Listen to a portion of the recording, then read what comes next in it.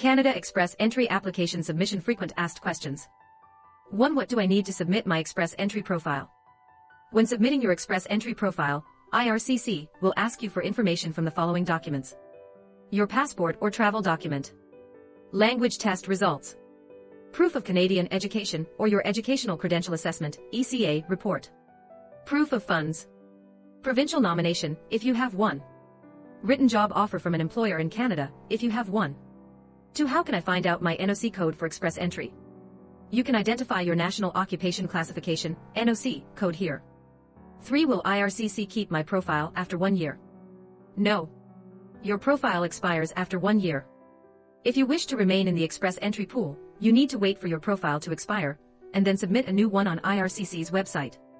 IRCC suggests that you take screenshots of your expired profile to make it easy for you to resubmit your information. 4. Can I update my Express Entry profile after submitting it? Yes, as long as your profile was found to be eligible, you can update it after submission. 5. What should I do if I have maintained status, previously known as implied status, in Canada? IRCC offers detailed instructions on its website on how to correctly answer questions if you have maintained status, which was previously referred to as implied status. 6. How can I complete a language test for Express Entry? You need to complete a language test that IRCC has authorized for Express Entry. Your language test score is valid for 2 years. Your options are English, CELPIP General, IELTS General Training, French, TEF Canada, Test d'Evaluation de Français, TCF Canada, Test de Connaissance du Français. 7. Can I combine my language test scores for Express Entry? No. Your language test will evaluate you across 4 abilities: reading, writing, listening, and speaking. It may be possible that you achieve a different score for the same ability after taking a test multiple times. Unfortunately, you can only submit your language test results from one test. Fortunately, you can submit your best language test result. Note that your language test score is valid for 2 years.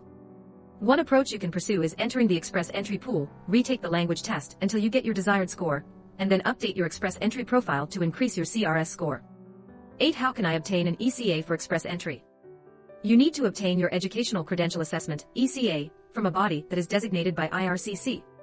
Your options are World Education Services, Comparative Education Service, University of Toronto School of Continuing Studies, International Credential Assessment Service of Canada, International Qualifications Assessment Service, International Credential Evaluation Service, Medical Council of Canada, professional body for doctors, Pharmacy Examining Board of Canada, professional body for pharmacists. 9. Do I need to include my proof of settlement funds in my Express Entry profile? Yes. You will need to include in your Express Entry profile the amount of money you will have available to help you settle in Canada to demonstrate that you will be able to financially support yourself and any family members who immigrate with you. You will only be required to meet the proof of settlement funds criteria if you receive an invitation to apply for permanent residence under the Federal Skilled Worker Program or Federal Skilled Trades Program, unless you are legally authorized to work in Canada and have a valid job offer from an employer in Canada. Those who receive a permanent residence invitation under the Canadian Experience class do not need to meet proof of settlement funds criteria. If you are eligible for more than one program, you are unable to choose which program IRCC will issue your invitation under. 10. How can I look for a job in Canada after submitting my Express Entry profile? You can look for a job while in the Express Entry pool by using the Canadian government's job bank.